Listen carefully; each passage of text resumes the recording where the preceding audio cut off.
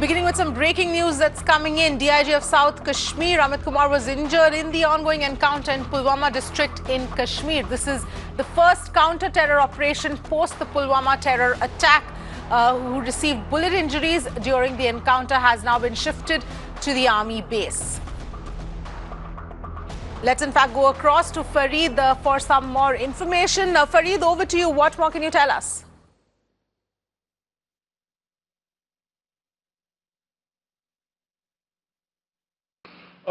This operation, or should I say the gunfight, is raging on since wee hours of the morning when this operation was launched. As you rightly said, first operation after the deadly blast that killed around 40 CRPF men in Pulwama. JEM claimed responsibility, and since the security forces have been trying to zero in on the group that is said to be behind that particular attack.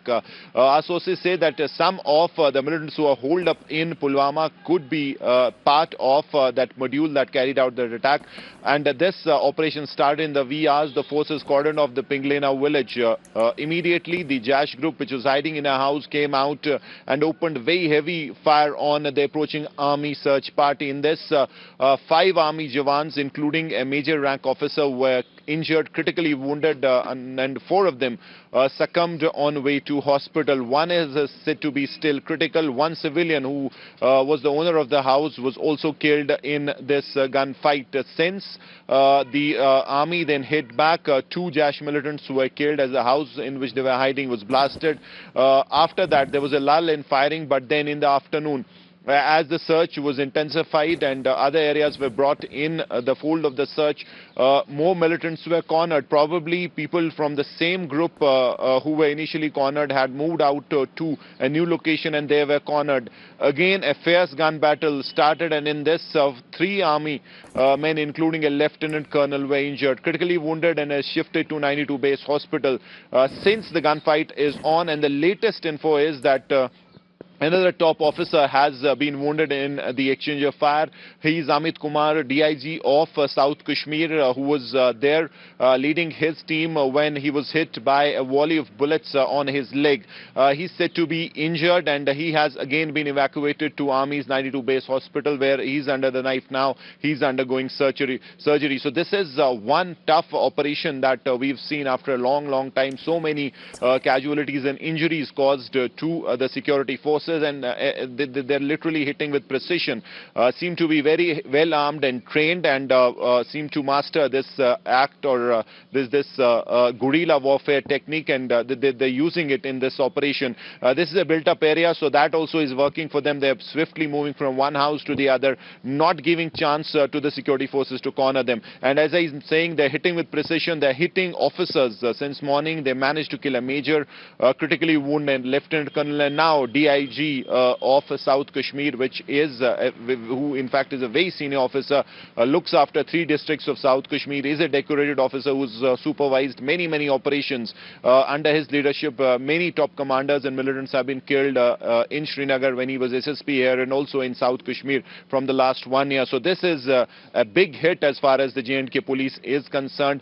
We as of now not know what is his exact state right now, but we're being told by police sources that he's stable, and he's being operated upon by the army doctors right now as I speak to you. Back to you. Right, Farid, do stay with us. Like Farid was pointing out, this is 5 days after the Pulwama terror attack in Kashmir.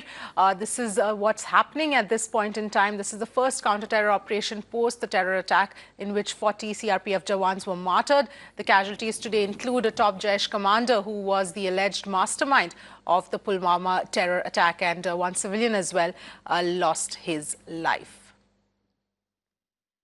In fact, now cases have been registered against 3 people from various parts of the country for anti-national posts on social media after the Pulwama attack. A second-year student from Central University in Kasaragod, Kerala, has been booked for posting comments insulting the martyrs in Bihar. 2 people have been charged with sedition for pro-Pakistan statements on social media.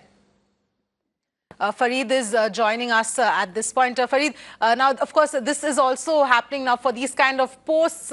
Obviously, people have been pulled up.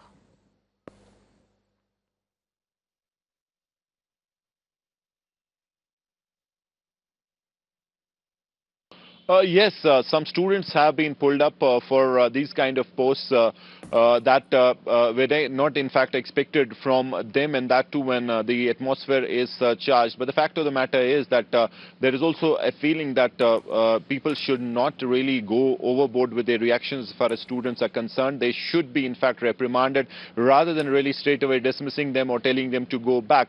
That is also not a solution to the issue, because that's happening not only in other parts of the country, but if you talk of Kashmir Valley as well, some doctors, in fact a doctor from Jammu was in similar circumstances told, in fact inquiry against him, and he's been attached for similar posts where he was trying to incite violence and suggesting that there should not be healing touch with Kashmiris but killing touch. So these are unfortunately shocking usage of social media and trying to incite violence at a time when already the situation is tricky and surcharged on the ground.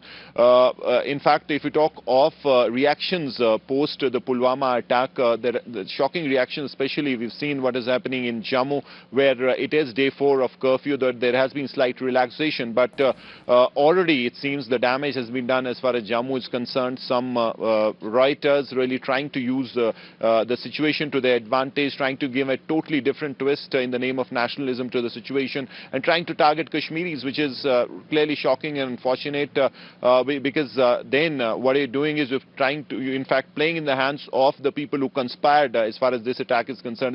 This was not only to hit the CRPF, but they wanted reactions across the country on this, and they probably were well aware that if they managed to do it, Kashmiris may be cornered in parts of the country by the fringe element, and that obviously would lead to more tension and more violence. So this is something that should never happen. In fact, there have been messages of calm, of really using the social media space with some responsibility and restraint, because unfortunately people have been misusing it, and that really is only adding more fuel to the fire and confusion. And that's why we've seen it in Jammu and even in Kashmir. Internet was blocked for a long time, and in fact speeds are still throttled as I speak to you. Mobile internet speeds are throttled exactly to stop misuse of social media and ensure that these elements, anti-national elements, do not use this to flare up communal tensions and take advantage of the situation. As I said, unfortunately, that has been happening. Kashmiris have been targeted in Jammu, and also Kashmiri students in some other parts of the country. While the state government has been proactive, police has been really in touch with police of those very states trying to secure Kashmiri students, but they also need to be careful as far as social media posts and usage of social media is concerned. Absolutely, Fareed. In fact, that's really the dangerous part, that these posts are being used to incite emotions at this such a sensitive time. Thanks so much for joining us with all those details.